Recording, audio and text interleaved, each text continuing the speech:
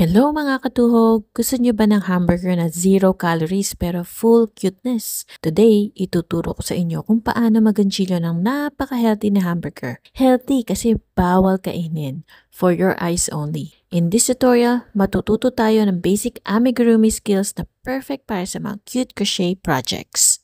For this project, gagamit tayo ng baggy yarns, mostly lanalon at Indophil for apply. Perfect din ito as a scrap yarn project kasi kaunting yarn lang talaga ang kailangan. At syempre, ang hook na gagamitin ko ay 3.5mm. Gagamit din pala tayo ng fiber fill or toy stuffing. Kung wala kayo nun, pwede kayong gumamit ng scrap yarns.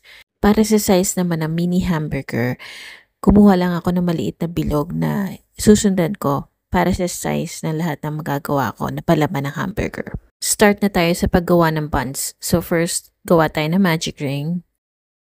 Tapos mag-chain 1 tayo at mag-work tayo ng 6 single crochets doon sa ring. Sa pag-start ng round, mag-work nga pala tayo in spiral round. So ibig sabihin na hindi tayo mag-close ng round with a slip stitch. Mag-continue lang tayo mag-work ng single crochet stitches.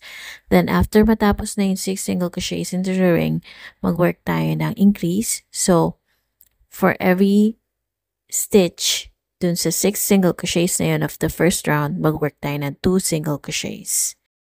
Para sa mga beginner dyan, importante na maglagay kayo ng stitch marker para hindi kayo malilito sa susunod na round na gagawin yung increase. Sa round 2 naman ay mag-work tayo ng increase dun sa ikalawang stitch. So ito yung first stitch natin for this round. And then sa second stitch naman, doon tayo mag-i-increase or maglalagay ng 2 single crochets. So, bale, ang sequence natin, 1 single crochet, 2 single crochet into the next. Ulitin lang natin yan at dapat dun sa last stitch ay meron tayong increase or 2 single crochet. Manipis po ang lanalon yarn so dinoble ko siya at kasing kapal niya yung medium weight yarn. Sa round 4 naman po, mag-work tayo ng increase into every third stitch. So, tandaan niyo po, kung saan po kayo naglalagay ng increase at dapat ang total amount of stitches po ay palaki ng palaki. So meaning mag-a-add kayo ng 6 stitches for each round na may increase. Ang trick po dito ay mag-work kayo ng increase kung saan meron kayong nakikita increase sa previous round.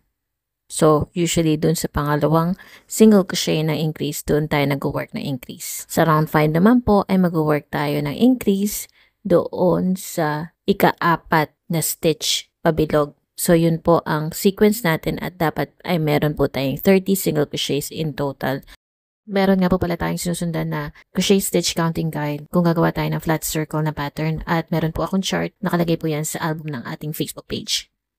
Kasukat na po niya yung sinusundan kong size, so ang bali ang gagawin ko naman po niyan ay mag-work tayo ng 1 single crochet into every stitch from round 6 to 10. Ito pong ginagawa ko ay yung top part ng ating hamburger at ang rounds po ay hanggang round 10. Pag po gagawa pa kayo ng isang piraso, yun naman pinaka-ilalim niya ay up to round 8 lang po. So bali after no increase, dalawang round pa na just 1 single crochet into every stitch. After nyan ay gagawa din tayo ng top part na up to round 5 lang na dalawang piraso. Make sure na magkaparehong total amount of stitches kasi pagpapatungin po natin yan at mag-work tayo ng single crochet stitches. So after nyan, after chaining 1 and cut off the yarn, saka na po natin papalamanan ng fiber fill. So idudugtong na po natin yan para mabuo na po ang top and bottom part ng ating hamburger. So nakikita nyo, nag-work lang po ako ng single crochets at dapat po ay pareho sila ng amount ng stitches para po pantay lang.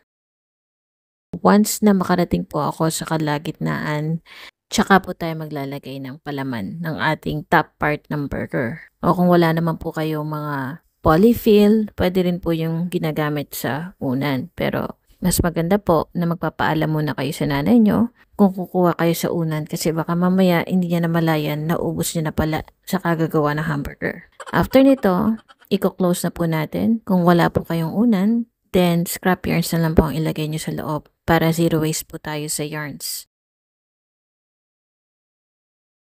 Itutuloy lang po natin ang pag-work ng single crochets hanggang sa ma-close natin. Sa paglalagay naman po ng fiber fill, kailangan sapat lang yung palaman. Yung tipong hindi makikita or masisilip dun sa mga stitches. Bale, ito na pala yung bottom part ng hamburger na ginagawa natin. And ito naman po ang ginagawa ko sa pag-close ng last round natin. Kung nakaabot ka na sa part na ito, salamat talaga katuhog at hindi ka na bored. Huwag kalimutang i-like at i-follow ang FB page ko para sa mas marami pang crochet video tutorials.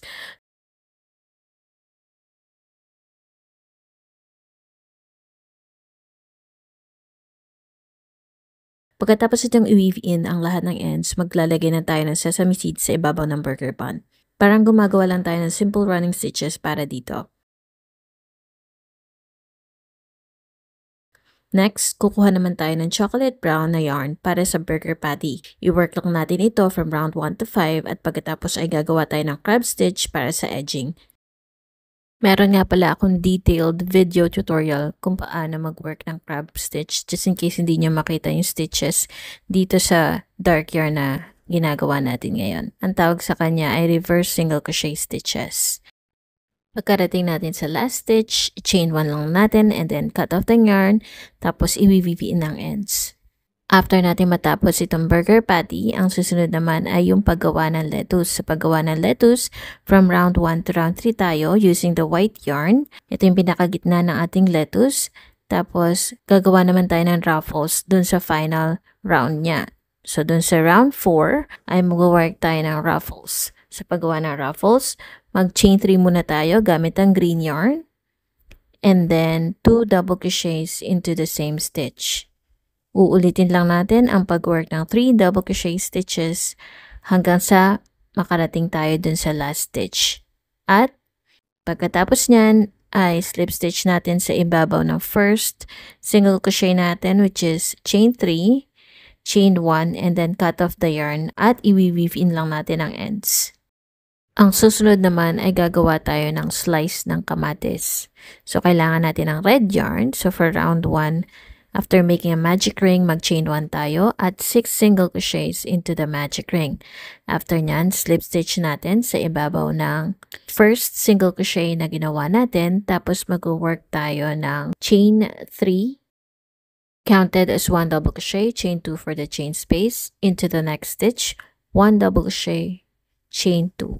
Uulitin natin yan hanggang sa makarating tayo sa last stitch. Ang ginamit ko nga palang yarn dito ay yung Lanalon yarn at dinoble ko siya para kumapal. Kung gusto nyo na singkapal ng yarn na to, gumamit lang kayo ng number 4 or medium weight na yarn. Kung gagamit naman kayo ng mas manipis at maliit na hook para sa project na to, ay siguradong mas maliit ang magagawa nyong hamburger. Cute, diba? Pwede nyo siyang gawing keychain. Sa pag-end ng round, huwag nyo kakalimutan mag-chain 2 muna bago kayo mag-work ng slip stitch sa third beginning chain. And after that, mag-chain 2 tayo. After chaining 2, which counts as 1 half double crochet, 2 half double crochets into the chain 2 space, 1 half double crochet into the next. At yan po ang sequence na uulitin natin. 2 half double crochets into the chain 2 spaces at 1 half double crochets on top of the double crochet. Ganito lang po ang ginagawa ko para hindi halata ang join sa final round. After po niyan ay gagawa naman tayo ng keso. Yung slice ng keso naman po ay madali lang. Square piece po siya. So mag-start po tayo by making a magic ring. Chain 1, tapos 2 single crochet, and then chain 2. Ulitin po natin ng 4 na beses para makabuo po tayo ng maliit na square. So, parang gumagawa po tayo ng granny square nito only in single crochets and chain 2. After that, to end the round, slip stitch natin sa ibabaw ng first single crochet na ginawa natin. And then, magtuloy lang po tayo ng chain 1, 1 single crochet into the same stitch, 1 single crochet into the next. At sa every sulok or corner na chain 2, 1 single crochet, chain 2, and then 1 single crochet po. At sa ibabaw na magkasunod na 2 single crochet, 1 single crochet into each po. Bale, sa corner po tayo mag-work ng increase natin na 1 single crochet, chain 2, and then 1 single crochet.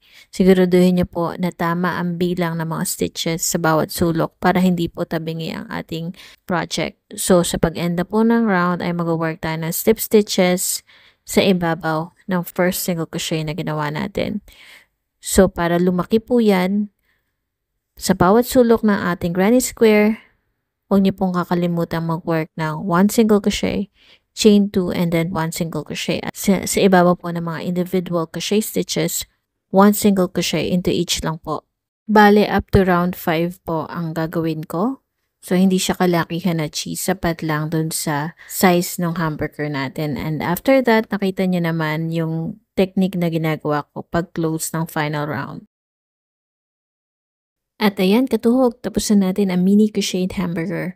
Bukod sa cute decor o display, perfect din ito for kids dahil nakaka-boost siya ng imagination play, great for sensory-friendly play at pwede pang gamitin sa learning like colors, shapes, at food recognition. Sana nag-enjoy kayo sa paggawa nito. Huwag kalimutang i-like, follow, at share ang page ko para sa more cute and fun crochet tutorials. Kita-kits sa next project, katuhog!